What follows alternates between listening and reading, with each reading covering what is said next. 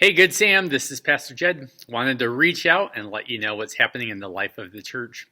I'm thinking about what happened last Sunday. It was so beautiful to gather as God's people and to be reminded that God loves each one of us. And it doesn't matter if we're broken, it doesn't matter if we're beat up, it doesn't matter if we have dings, if we have scars, that God loves each and every one of us. And God is inviting us to gather together as a community to make beautiful music, to lift up the name of Christ, to reach people who are lost, to help people who are hurting. It was a beautiful day. And we ended the day with all of the musicians at Good Sam on the stage. And so we had people playing the shaker, people playing the trumpet, people playing ukuleles, people playing the drums and guitars, and just everything that we could think of was invited to the jam. It was a day where I stepped off the stage and I said, I can't wait.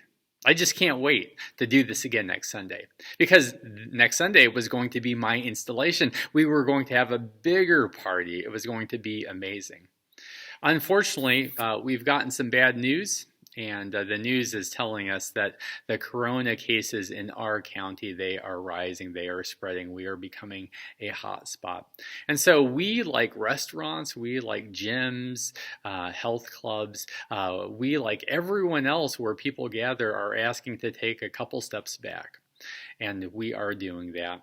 The executive team, the staff, and we wrestled through this decision. And we determined that this is what we need to do to best serve our church and to be a good witness in the community. I have to tell you, it was a disappointing decision. It was a decision that we didn't want to make. And yet, when we gathered last week, we were reminded that every now and again, God gives us a thorn in the flesh, something that we would not choose for ourselves, something that we believe is actually hindering our ministry. And yet God says, I'm not going to take that from you, because this is keeping you fully dependent on me. And in your weakness, in your frailty, my strength, my grace is actually growing. And so while this is disappointing, we're not losing heart. We're not taking a step back. We're not giving up hope.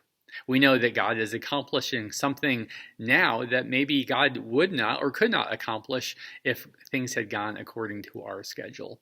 And so I want to say thank you for being the kind of the church that just rolls with the punches, that takes bad news and keeps on going.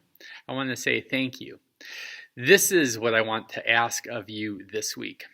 I want to ask that you make a special effort to tune in and to connect online.